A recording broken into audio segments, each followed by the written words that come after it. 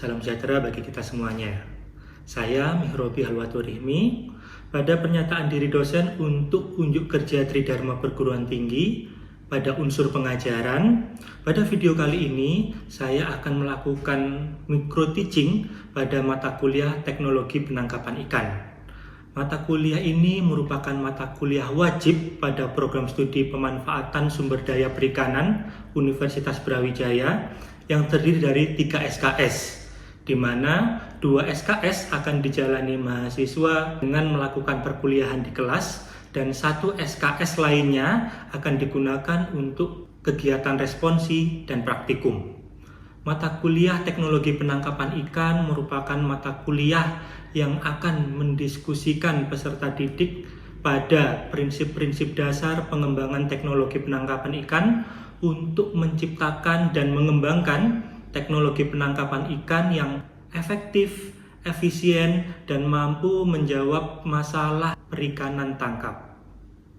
Pada mata kuliah Teknologi Penangkapan Ikan akan menggunakan metode pembelajaran kelas kolaboratif dengan project based learning atau team based project. Nantinya mahasiswa kelas akan dibagi menjadi tim-tim kecil untuk mengerjakan suatu tugas besar dalam memecahkan masalah perikanan tangkap. Pada video kali ini, saya akan melakukan micro teaching mengenai materi pertemuan atau tatap muka ke-9 yang akan membahas mengenai pengembangan teknologi penangkapan untuk mengatasi hasil tangkapan sampingan. Assalamualaikum warahmatullahi wabarakatuh. Selamat pagi teman-teman semua. Bertemu lagi dengan saya di pertemuan ke-9 mata kuliah Teknologi Penangkapan Ikan. Pada minggu ini kita akan berdiskusi mengenai pengembangan teknologi penangkapan untuk mengurangi hasil tangkapan sampingan.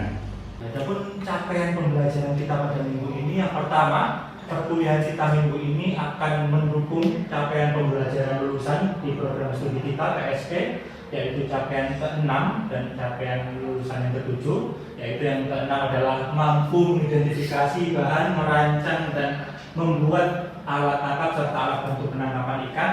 PPL yang ke-7 di program studi kita adalah mampu menerapkan teknologi penangkapan ikan yang ramah lingkungan.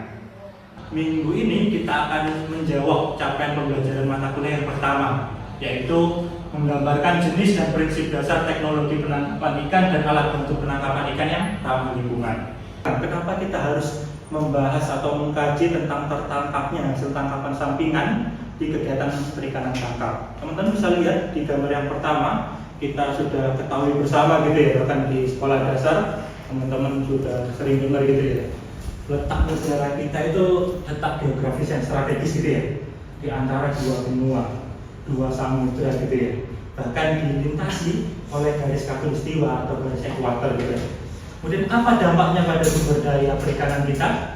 Nah, dampaknya kita memiliki sumber daya perikanan yang multispesies. Apalagi posisi Indonesia yang terletak di garis khatulistiwa, kita mendapatkan sinar matahari yang cukup melimpah sepanjang tahun, membuat biodiversitas spesies ikan kita itu sangat melimpah.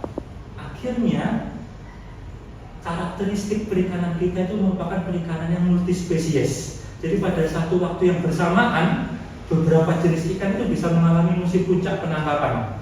Teman-teman bisa perhatikan di gambar yang kedua. Nah, pada saat kita mengoperasikan, saya ambil alat tangkap tron gitu. Pada saat alat tangkap tron itu menyapu dasar perairan gitu ya, apapun yang ada di dasar itu akan tersapu. Itu dibuktikan di gambar yang kedua. Teman-teman bisa lihat gambar ikan yang sisinya pakaian itu gambar ikan pelagis gitu ya, morfologinya memang sisinya pakaian. Sedangkan ikan yang berwarna-warni itu ikan demersal atau ikan dasar. Nah, akhirnya kita juga mengkategorikan hasil tangkapan tersebut menjadi hasil tangkapan utama dan hasil tangkapan sampingan atau bycatch.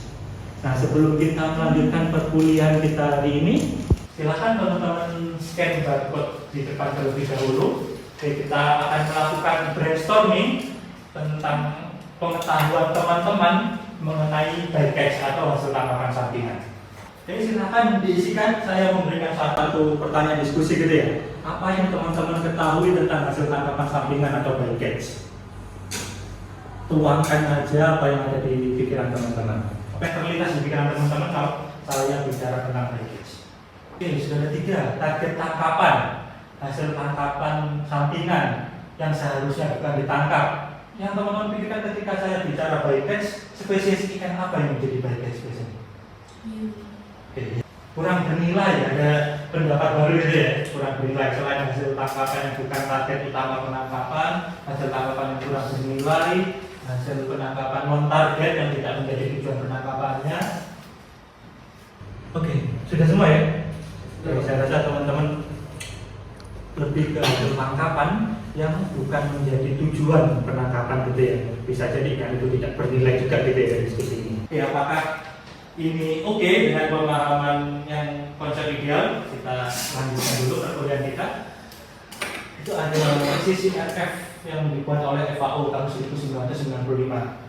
Nah, saya rasa teman-teman sudah familiar dengan CCRF ini, yaitu akronim dari Code of Conduct for Responsible Fisheries gitu ya. Kode etik untuk mewujudkan perikanan yang bertanggung jawab. Nah, apabila kita baca dokumen kode etik itu, kita akan temui pada artikel ke-8 itu mengenai fishing operation gitu ya.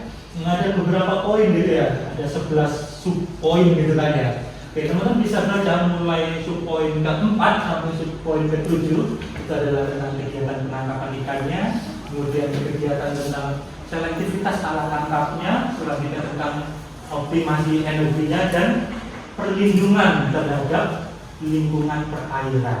Kita lanjutkan dulu kenapa kita harus belajar mitigasi bycatch hari ini. Konsepsi yang kedua ditulis oleh Solomon tahun 2012 itu tentang live fishing, itu juga akronim ya, low impact fuel efficiency. Jadi pertama low impact gitu ya, jadi kegiatan penangkapan kita itu berdampak rendah terhadap lingkungan, termasuk tidak mengancam biodiversitas. Ikan-ikan apalagi ikan yang dilindungi gitu ya. Kemudian ada fuel efisiensi juga di situ, efisiensi bahan bakar ya. Dan yang terakhir, yang ketiga ini yang sudah diadaptasi di negara kita ya. Teman-teman tahu semua di peraturan Menteri Kelautan Perikanan ter-up-to-date mengenai penempatan alat tangkap dan alat bantu penangkapan.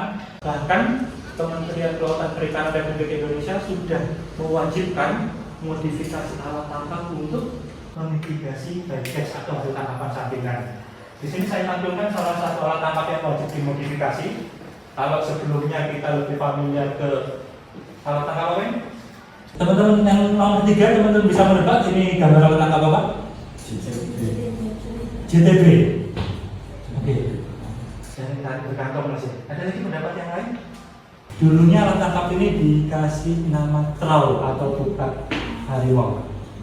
Teman-teman baca lagi Permenkabur nomor 36 tahun 2023 diwajibkan untuk menambahkan satu komponen yang bernama turtle excluder device, suatu komponen bisa mengeluarkan penyu gitu ya. Alat tangkap trawl itu sudah diganti diksi atau istilahnya menjadi jaring helai dasar atau JHD.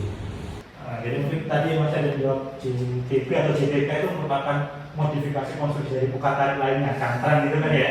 Cantrang kebetulan di cantrang tidak ada modifikasi untuk mitigasi bycatch, hanya merubah konstruksi untuk meningkatkan selektivitas alat tangkap. Nah, pada kasus alat tangkap trawl ini, pemerintah kita sudah mewajibkan alat tangkap trawl yang dulunya ilegal karena memang secara ilmiah tidak ada debat lagi alat tangkap trawl itu merusak lingkungan gitu kan ya. Tapi pemerintah kita juga nggak bisa menutup mata, kita butuh alat tangkap ini. Salah satu upaya untuk meningkatkan tingkat keramah lingkungan adalah menambahkan satu komponen yang bernama turtle excluder device menjadi jaring helai dasar. Nah, hasil tangkapan non target kalau kita baca jurnal atau artikel ilmiah internasional itu mengarah pada 3 istilah ini teman-teman. Yang pertama ada bycatch, yang kedua ada discard, dan yang ketiga adalah endangered, threatened, and protected species atau spesies ITP gitu ya. Kita tadi mengacu di Permenkabur nomor 36 tahun 2023, sebenarnya masing-masing alat tangkap itu target tangkapannya sudah ditentukan oleh aturan perundang-undangan. Saya mengambil salah satu alat tangkap. Ada yang tahu itu alat tangkap apa? Di sebelah kiri. Kacincin ya, kayak kacincin atau kursen gitu ya. Nah, teman-teman kalau baca lagi di aturan Permen KP 36 tahun 2023 tersebut ada beberapa jenis kusen. Nah, pengklasifikasian kusen itu berdasarkan ikan target tangkapan. Kusen pelagis kecil dan yang di bawah adalah kusen pelagis besar gitu ya. Nah, yang menjadi pertanyaan selanjutnya, apakah tidak mungkin kusen pelagis kecil itu juga menangkap kusen ikan-ikan pelagis besar? Sangat mungkin gitu ya. Nah, kenapa? Tadi kita udah bahas di latar belakang Indonesia itu multi spesies dan biodiversitas kita itu sangat beragam gitu ya. Jadi ketika kapal kusen pelagis besar itu kecil mengejar ikan pelagis kecil gitu kan ya, masih besar kemungkinan karena ikan pelagis kecil itu kan predasi atau makanan dari ikan pelagis besar gitu kan ya. Ikan pelagis besar itu akan menciptakan suatu rantai makanan di perairan dan itu tertangkap gitu kan ya. Nah, karena tidak sesuai dengan peruntukannya, apabila ikan pelagis besar itu tertangkap oleh ikan pelagis kecil, maka ikan pelagis besar seperti tuna, tongkol, cakalang itu kita definisikan sebagai bycatch kusen pelagis kecil. Konstruksi alat tangkap mesesnya dirancang tidak untuk menangkap dia gitu kan, tapi dia tertangkap. Oke, selanjutnya kita punya istilah lain, discard. Penangkapan yang sebenarnya itu bukan menjadi tujuan atau target penangkapannya, tapi ikan-ikan tersebut tidak memiliki nilai ekonomis atau bermutu buruk. Adakah Pak hasil tangkapan yang seperti itu? Tentu ada. Teman-teman bisa lihat di gambar yang kedua, ini merupakan trawlers, kapal penangkapan ikan menggunakan alat troll gitu ya. Target tangkapan utamanya itu udang teman-teman. Jadi teman-teman bisa lihat di keranjang itu ada udang-udang sudah dipilah gitu ya. Nah, selanjutnya spesies non udang, begitu juga hasil atau mutu hasil tangkapannya itu rendah, itu langsung dibuang di perairan. Ada yang mau menebak nggak kira-kira kenapa itu dibuang? Karena ekonomi tinggi. Ya, dia itu nilai ekonomi rendah yang pertama. Yang kedua, kalau teman-teman masih ingat di mata kuliah penangkapan ikan, biasanya trawlers tadi itu merupakan armada yang beroperasi sangat lama, 3-6 bulan di tengah laut gitu kan ya. Nah, dia memang sengaja mengefisiensikan palka atau tempat penyimpanan ikannya itu hanya untuk ikan-ikan target tangkapan utama yang memiliki nilai ekonomis tinggi. Sehingga ikan-ikan yang bermutu kurang baik atau harganya itu kurang tinggi, itu langsung buang. Nah, ini kita definisikan sebagai discard. Oke, selanjutnya istilah ketiga yang bisa kita gunakan untuk mengacu pada hasil tangkapan sampingan adalah endangered threatened protected species atau spesies PTP, spesies yang dilindungi dan terancam punah gitu ya kalau kita translasikan ke bahasa Indonesia gitu kan ya. Lalu bagaimana cara kita untuk menentukan suatu organisme ikan itu termasuk dalam kategori ETP spesies atau tidak? Nah, kita bisa menggunakan beberapa ketentuan ini teman-teman. Secara internasional, status kelangkaan sumber daya itu yang pertama diatur oleh Red List IUCN. Oke, itu ada International Union for Conservation Nature ya. Ada 9 kriteria. Mulai yang pertama punah di alam, terancam punah, beresiko punah, rentan, sampai nanti yang ke-9 itu list concern gitu ya. Nah, emang masih banyak gitu kan di alam gitu kan ya. Itu status kelangkaannya, dia itu dalam tahap sudah punah atau tidak gitu ya. Kemudian yang kedua ada organisasi lain, CITES itu yang mengatur perdagangannya, masih diperbolehkan secara umum, dibatasi atau malah dilarang. Oke, atau sama yang terakhir ada peraturan nasionalnya, kita punya Kepmen Kelautan Perikanan nomor 12 tahun 2021 yang memuat daftar-daftar ikan yang terancam punah di perairan Indonesia.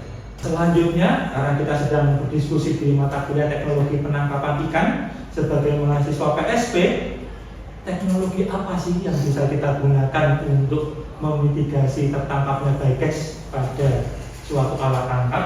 Ini saya coba rangkumkan di teman-teman.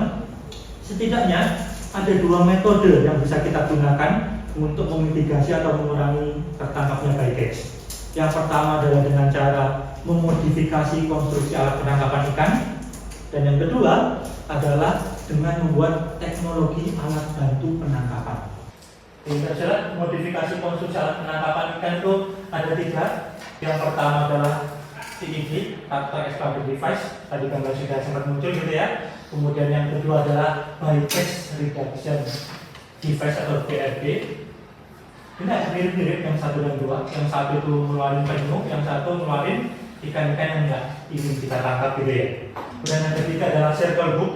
Kemudian ada pun untuk yang teknologi alat bantu penangkapan, ini ada penggunaan pinjas, suatu komponen yang bisa memproduksi suara ultrasonik berfrekuensi tinggi gitu ya. Nanti kita akan berdalam masing-masing ini. Kemudian yang kedua adalah penggunaan cahaya atau lampu, biasanya menggunakan lampu light emitting diode atau LED. Warnanya khusus teman-teman, tergantung spesies apa yang akan kita mitigasi atau kita hindari masuk ke alat tangkap kita ya. Dan yang terakhir adalah electropositive or magnetic deterrence. Ini merupakan suatu adaptasi fisika sederhana yaitu listrik statis untuk menghindari ikan-ikan yang tidak ingin kita tangkap agar tidak mendekati alat tangkap kita. Oke, baiklah, kita akan masuk satu persatu. Oke, yang pertama turtle excluder device. Teman-teman bisa lihat gambarnya. Ini gambar yang sebelah kiri adalah mekanisme bagaimana si TED itu bisa mengeluarkan penyu yang tersapu oleh alat tangkap troll atau JHD sekarang ya. Ketika penyunya itu masuk ke sapuan alat tangkap troll gitu kan ya, kemudian dia akan masuk ke bagian mulut, bagian kantong. Nah, di antara badan dan kantong biasanya diletakkan TED. TED itu bentuknya sangat sederhana teman-teman. Teman-teman bisa lihat di gambar yang sebelah kanan atas. Itu berupa kisi-kisi teralis gitu ya, kayak berupa jendela, teralis jendela gitu kan ya. Karena yang memang kemiringannya sudah disesuaikan 45-60 derajat dengan jarak tertentu. Nah, karena dia si penyu itu badannya lebih besar dari celah-celah itu, maka dia nggak akan bisa lolos dari itu. Dia akan menabrak dan keluar gitu ya ke atas. Untuk yang kedua itu adalah Bycatch Reduction Device. Prinsipnya teman-teman ini sama seperti TED atau Turtle Excluder Device. Nah, bedanya teman-teman, karena selektivitas penangkapan itu tentunya kita ingin menangkap ikan yang ukurannya lebih besar gitu kan ya, untuk tangkapnya lebih baik, harganya lebih ekonomis gitu kan ya. Nah, akhirnya dimodifikasi, teman-teman seperti gambar di atas itu, di bagian mulut dari BRD-nya itu akan ditambahin suatu jaring pengumpul. Sedangkan di bagian belakang si BRD-nya ini itu akan diloloskan begitu saja. Memang sedikit berubah konstruksi alat tangkap ukapnya. Jadi yang bagian belakang BRD-nya itu malah los gitu ya, nggak terikat kantongnya. Sedangkan bagian yang untuk meloloskan ikan besar-besar di bagian atas itu yang menjadi kantong hasil tangkapan kita. Oke, saya lanjutkan. Yang ketiga ini circle hook. Tadi kalau kita bicara tentang TED dan BRD itu kan di alat tangkap yang bersifat aktif gitu ya. Nah, untuk alat tangkap yang bersifat pasif, salah satu modifikasi konstruksi yang bisa kita gunakan adalah circle hook. Teman-teman bisa lihat di depan gitu ya, kenapa mata pancing ini dinamakan circle hook? Karena memang bentuknya melingkar gitu ya. Beda dengan pancing konvensional, biasanya itu kita sebut J-hook gitu ya, bentuknya seperti huruf J. Nah, ini circle hook melingkar, mata kailnya itu tegak lurus dengan bar dari mata pancingnya. Konstruksi ini sudah dibuktikan oleh penelitian WWF dan beberapa orang peneliti lain. Di Yusuf ini tahun 2016. Nah, itu dengan mudah dimuntahkan oleh organisme-organisme seperti penyu dan pari, tetapi untuk organisme ikan itu malah tidak bisa terlepas meskipun si pancing ini dioperasikan oleh anak buah kapal yang masih minim pengalaman. Kalian bisa lihat kok konstruksi atau morfologi mulut antara penyu, pari dan ikan-ikan jenis pisces itu berbeda. Circle hook ini, nah ini bisa kita gunakan karena dia mudah untuk dimuntahkan oleh penyu dan spesies lainnya, dan dia itu malah lebih efektif untuk menangkap ikan-ikan targetnya. Selanjutnya ada fingers. Ini fingers ini merupakan suatu alat bantu penangkapan teman-teman. Biasanya bentuknya kecil, tidak lebih besar daripada penghapus ini teman-teman. Itu casingnya gitu ya. Di dalamnya ada suatu komponen transducer dan receiver seperti yang saya contohkan di bagian bawah ini. Komponen tersebut yang berfungsi untuk mentransformasikan energi listrik yang menjadi sumber dayanya, biasanya menggunakan baterai lithium ion seperti itu 4 volt sampai 7 volt, besar gitu ya. Nah kemudian dilindungi pakai cover untuk menghidupkan si transmitter ini. Jadi transmitter itu ada membran teman-teman, yang nantinya apabila dikasih energi listrik dia akan bergetar dan memproduksi suara dengan frekuensi tinggi. Nah, beberapa penelitian seperti Mackay dan Knagny tahun 2013 ini membuktikan pada percobaan skala terkontrol di lab gitu ya, pingus ini mampu untuk mengusir mamalia laut sebesar 80-95% sehingga mereka itu tidak tertangkap. Kemudian yang kelima, ini ada teknologi alat bantu berupa cahaya, lampu LED ya, LED yang diodol tadi. Biasanya ini tergantung untuk spesies yang ingin kita mitigasi. Pada spesies penyu, penelitian WWF dan Badan Prasetyo tahun 2017, LED hijau yang punya kapasitas 3,7 volt ini mampu untuk memitigasi bycatch penyu. Jadi si Prasetyo itu melakukan penelitian di perairan Kalimantan, dari 7 jaring yang dioperasikan, yang dikasih atau dipasang green LED hanya menangkap 1 ekor penyu. Sedangkan jaring insang lain yang tidak diberi green LED ini menangkap 6 ekor penyu. Dan yang terakhir, ini alat bantu berupa penggunaan fisika sederhana ya, listrik statis untuk mitigasi bycatch penyu. Tangkap long line gitu ya, pancing yang memancing secara horizontal. Target tangkapan utamanya sebenarnya ikan tuna. Namun demikian karena habitatnya sama dengan ikan-ikan predatornya gitu kan ya, dan umpannya itu juga sama dengan ikan predatornya, maka besar kemungkinan ikan-ikan predator seperti hiu dan pari itu juga memakan umpan yang di rawa tuna tersebut. Nah, salah satu penelitian yang bisa digunakan untuk memitigasi bycatch tersebut adalah menggunakan listrik statis. Caranya bagaimana teman-teman bisa melihat gambar? Di dalamnya itu ada bahan logam elektropositif, contohnya neodymium dan latanum. Itu logam elektropositif itu logam yang cepat bereaksi ketika kita rendam atau kita larutkan di cairan elektrolit. Sederhananya itu seperti oksidasi atau peristiwa korosif pada logam gitu ya. Bedanya logam neodymium dan latanum ini ketika kita celupkan di larutan elektrolit kuat, maka dia akan melepaskan elektron-elektronnya. Jadi elektron-elektron di kulit luarnya akan terlepas, ya lama-kelamaan dia juga akan berkarat gitu kan ya.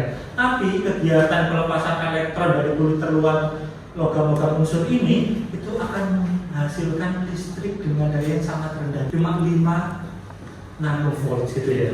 Tapi berdasarkan berbagai penelitian, ternyata ikan-ikan mamalia laut terutama yang berasal dari famili Mobilidae ya, Chondrichthyes itu, di moncongnya itu dia punya sensor yang bernama alveoli of Lorenzini itu. Sensor tersebut itu sangat peka terhadap listrik statis elektrolit lemah tadi.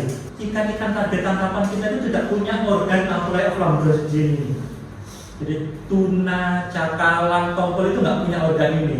Jadi ketika kita memasang alat listrik statik elektropositif magnetic deterrence ini, dia itu akan ditakutin atau dihindari oleh hiu.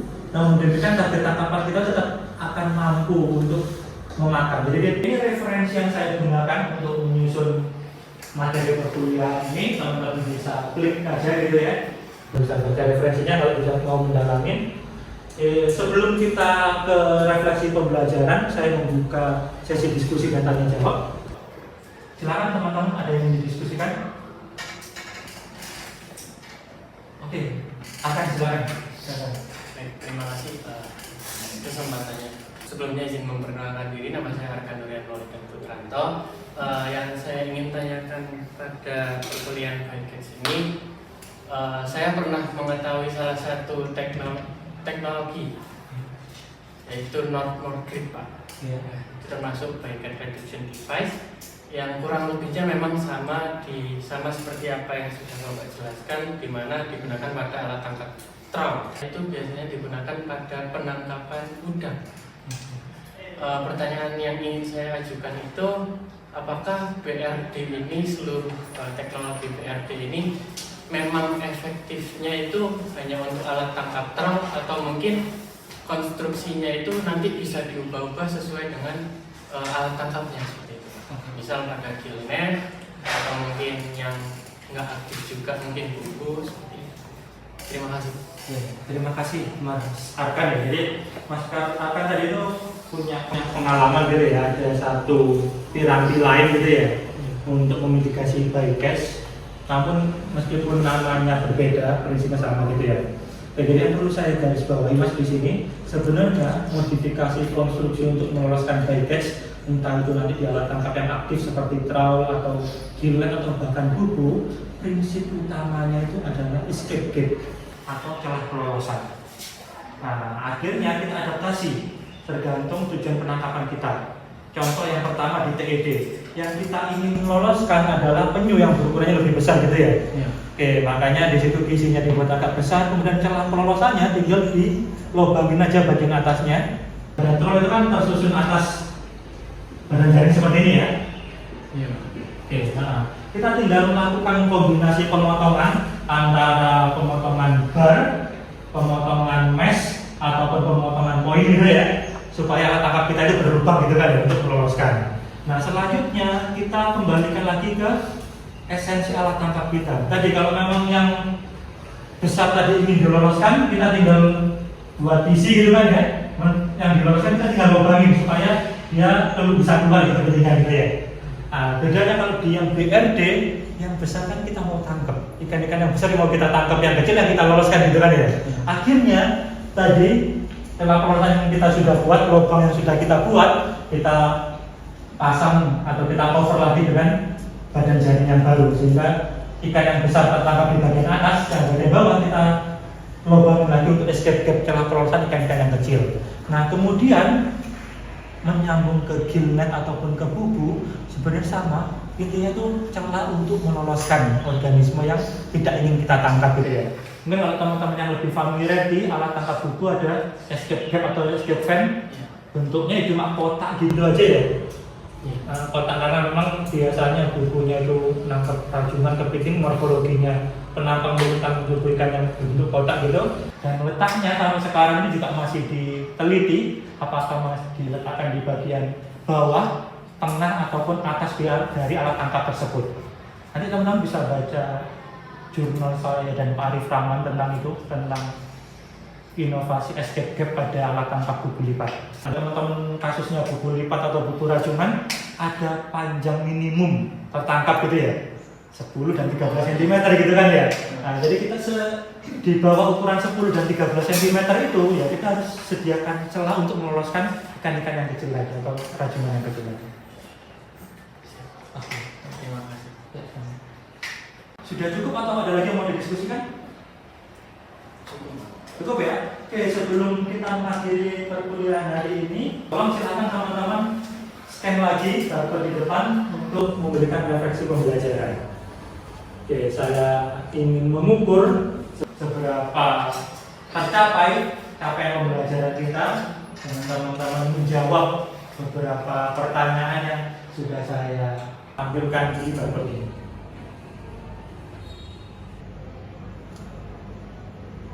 Oke teman-teman, bisa dengan mudah teman-teman isi kan ya? Oke, nanti saya akan evaluasi jawaban teman-teman untuk mengevaluasi capaian pembelajaran kita minggu ini apakah benar-benar tercapai apa enggak gitu kan. Oke, sebelum saya cukupkan, ada lagi yang didiskusikan? Cukup ya? Oke, kalau tidak ada lagi yang ingin didiskusikan, saya cukupkan perkuliahan kita di tatap muka ke-9 mata kuliah teknologi penangkapan ikan ini. Terima kasih buat teman-teman yang sudah mengikuti pembelajaran dengan baik. Wassalamualaikum warahmatullahi wabarakatuh.